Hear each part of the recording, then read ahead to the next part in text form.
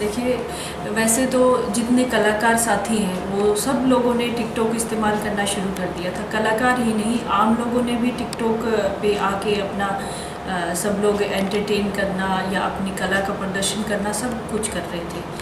तो उसमें अभी कोरोना का जो समय आया उसमें भी बहुत सारे लोगों को टिकटॉक की वजह से राहत मिली और बहुत सारे लोगों ने अपना, जो लोग कुछ घरों में रह के डिप्रेशन में जा रहे थे, परेशानियों का सामना करने पड़ रहा था, वो लोग टिकटॉक के माध्यम से एंटरटेन भी हुए और दूसरे लोगों को भी एंटरटेन किया।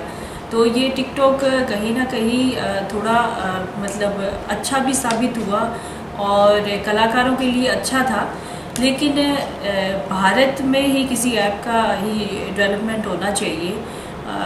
कब तक हम दूसरे लोगों पे आश्रित रहेंगे? अगर चाइना हमें कोऑपरेट नहीं कर रहा तो हमें चाइना की ऐप इस्तेमाल बिल्कुल नहीं करनी चाहिए। और कहते हैं ना कि जब तक खुद पे नहीं पड़ती तब तक आदमी सीखता नहीं है। तो हम चाइना का छोड़ेंगे तभी अपना बना पाएंगे। और हमारे यहाँ कोई कमी नहीं है, हमारे यहाँ भी ऐसे लोग हैं जो भी जल्द ही ऐप भी डेवलप कर लेंगे और उसको अच्छे ढंग से चला भी पाएंगे। और हम क्या पता चाइना से बहुत अच्छा ऐप बना सकते हैं और बहुत अच्छे ढंग से चला सकते हैं। देखिए, मैं यही कहना चाहती हूँ कि ज़रूर बहुत अच्छा ऐप था टिकटॉक, था ही कहेंगे क्योंकि हमारे लिए अब ये नहीं है। तो बहुत अच्छा ऐप था लेकिन ये अपना नहीं है। देश के लिए जीना, देश के लिए मरना। अगर हमारा देश है तभी हम हैं, देश सुरक्षित है तभी हम सुरक्षित हैं। तो टिकटॉक नहीं होगा तो चलेगा, लेकिन हमारे देश की हानि होगी तो नहीं चलेगा। तो युवाओं से कहना चाहती हूँ कि आप लोगों को पहले इसको छोड़ना पड़ेगा, जिस तरह से एक एक करके सब ने छोड़ा है। मैंने भी टिकटॉक छोड़ा है और सब लोगों को छोड़ना चाहिए, युवाओं को खासकर, ताकि हम संदेश दे सकें। भगत सिंह, राजगुरु, सुखदेव जैसे लोगों ने कुर्बानियाँ दी हैं देश के लिए, हंसते हंसते फांसी पे झूल गए। तो ये तो टिकटॉक है, बहुत छोटी सी चीज़ है।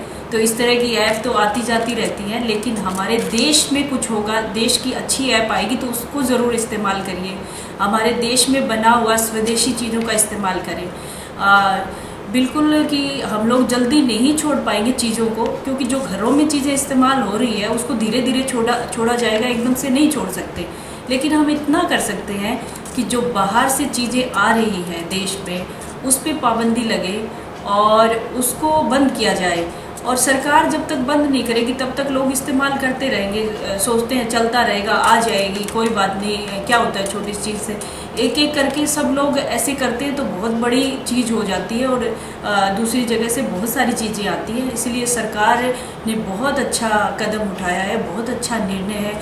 इस निर्णय का युवाओं को खासकर स्वागत करना चाहिए, ताकि हमारे देश की अर्थव्यवस्था भी मजबूत हो और हम मजबूती के साथ खड़े हो और चाइनीज चीज़ों का बहिष्कार करके हम अपने शहीदों को श्रद्धांजलि दें, जो चाइना की वजह से हमारे बॉर्डर पे तैनात सैनिकों को शहीद होना पड़ा।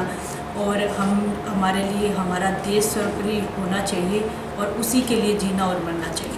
देखिए, इसके बारे में कभी सोचा नहीं, पता भी नहीं किया, क्योंकि मैं एक कलाकार होने के नाते टिकटॉक से जुड़ी थी और लगातार वीडियोस बना लेते थे।